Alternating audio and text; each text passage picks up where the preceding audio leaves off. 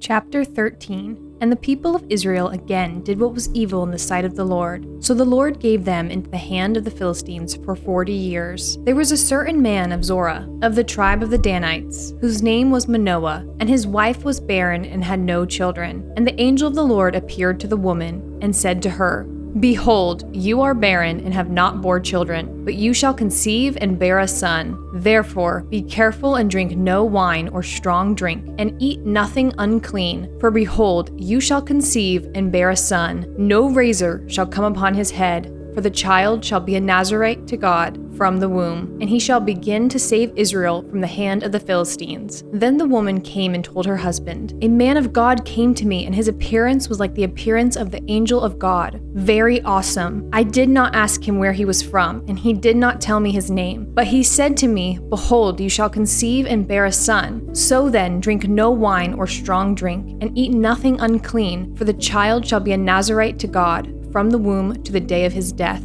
Then Manoah prayed to the Lord and said, O Lord, please let the man of God whom you sent come again to us and teach us what we are to do with the child who will be born. And God listened to the voice of Manoah, and the angel of God came again to the woman as she sat in the field. But Manoah, her husband, was not with her. So the woman ran quickly and told her husband, Behold, the man who came to me the other day has appeared to me. And Manoah arose and went after his wife and came to the man and said to him, Are you the man who spoke to this woman? And he said, I am. And Manoah said, Now when your words come true, what is to be the child's manner of life? And what is his mission? And the angel of the Lord said to Manoah, Of all that I said to the woman, let her be careful. She may not eat of anything that comes from the vine, neither let her drink wine or strong drink, or eat anything unclean. All that I command her, let her observe. Manoah said to the angel of the Lord, Please let us detain you and prepare a young goat for you. And the angel of the Lord said to Manoah, If you detain me, I will not eat of your food, but if you prepare a burnt offering, then offer it to the Lord. For Manoah did not know that he was the angel of the Lord. And Manoah said to the angel of the Lord, What is your name? So that when your words come true,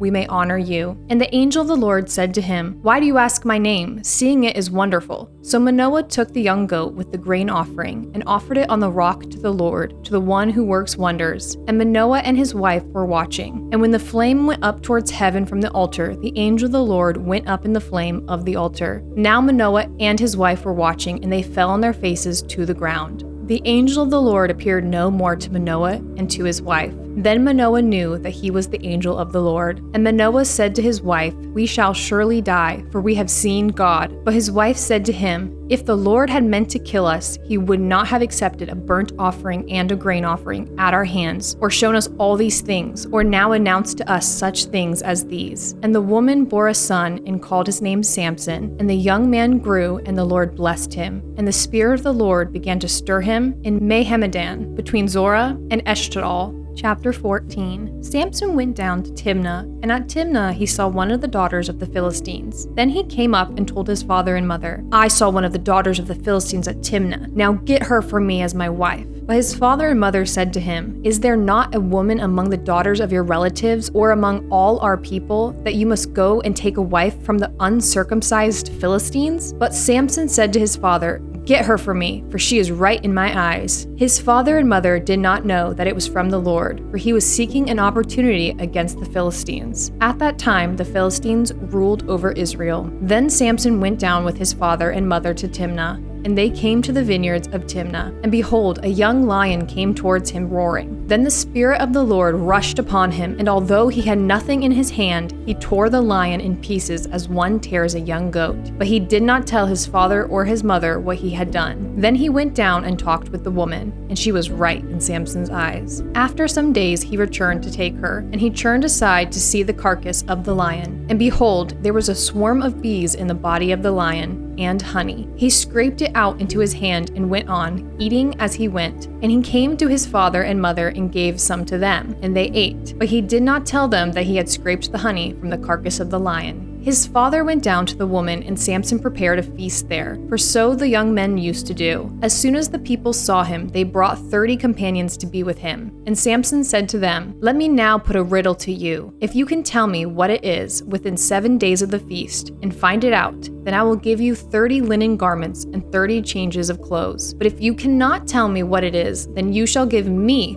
30 linen garments and 30 changes of clothes." And they said to him, "Put your riddle that we may hear it." And he said to them, "Out of the eater came something to eat. Out of the strong came something sweet." And in 3 days they could not solve the riddle. On the 4th day they said to Samson's wife, "Entice your husband to tell us what the riddle is, lest we burn you and your father's house with fire. Have you invited us here to impoverish us?" And Samson's wife wept over him and said, "You only hate me. You do not love me. You have put a riddle to my people, and you have not told me what it is." And he said to her, "Behold, I have not told my father nor my mother, and shall I tell you?" She wept before him the 7 days that their feast lasted. And on the 7th day he told her, because she pressed him hard. Then she told the riddle to her people. And the men of the city said to him on the 7th day before the sun went down, "What is sweeter than honey? What is stronger than a lion?" And he said to them, "If you had not plowed with my heifer, you would not have found out my riddle." And the Spirit of the Lord rushed upon him, and he went down to Ashkelon and struck down 30 men of the town and took their spoil and gave the garments to those who had told the riddle. In hot anger he went back to his father's house, and Samson's wife was given to his companion, who had been his best man. Chapter 15. After some days at the time of wheat harvest, Samson went to visit his wife with a young goat.